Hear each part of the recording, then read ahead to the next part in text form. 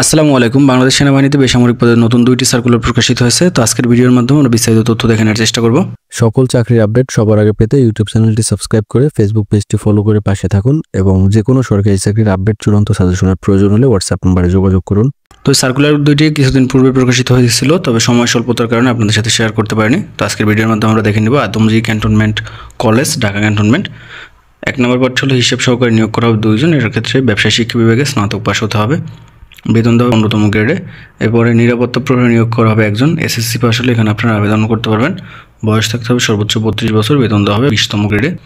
তো আপনাদের আবেদনপত্র জমা দেওয়ার শেষ তারিখ হলো 15 মে 2025। এই সময়ের মধ্যে আপনাদের আবেদনপত্র জমা দিতে হবে। পাশাপাশি 1 নং পদের জন্য 600 টাকা এবং 2 নং পদের জন্য 400 টাকা আপনাদের ব্যাংক ড্রাফট বা পে অর্ডার করতে হবে।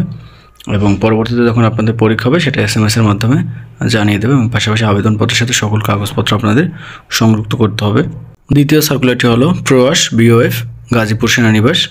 তো এখানে নিয়োগ করা হবে অকুপেশনাল থেরাপিস্ট 1 জন, 9ম গ্রেডে বেতন দেওয়া হবে। তো এটার ক্ষেত্রে আপনাদের শিক্ষাগত যোগ্যতা থাকতে হবে স্বীকৃত বিশ্ববিদ্যালয় হতে BSc ইন অকুপেশনাল থেরাপি ও 1 বছরের ইন্টার্নশিপ সম্পন্ন হতে হবে। তারপরে 2 নম্বরে আছে স্পিচ অ্যান্ড ল্যাঙ্গুয়েজ থেরাপিস্ট 1 জন, এটার ক্ষেত্রে 9ম গ্রেডে বেতন দেওয়া হবে। এটার ক্ষেত্রে আপনাদের শিক্ষাগত যোগ্যতা থাকতে হবে কোনো স্বীকৃত বিশ্ববিদ্যালয় হতে BSc in speech and language therapy. তো এই পদগুলোর ক্ষেত্রে আপনাদের মূলত জাতীয় বেতন স্কেল 2015 অনুযায়ী আপনাদের বেতন ভাতা এবং অন্যান্য সুযোগ সুবিধা দেওয়া হবে। তো আপনাদের আবেদনপত্র জমা দেওয়ার শেষ তারিখ হচ্ছে 25/5/2025, অর্থাৎ 25 মে 2025 তারিখের মধ্যে আপনাদের আবেদনপত্র জমা দিতে হবে।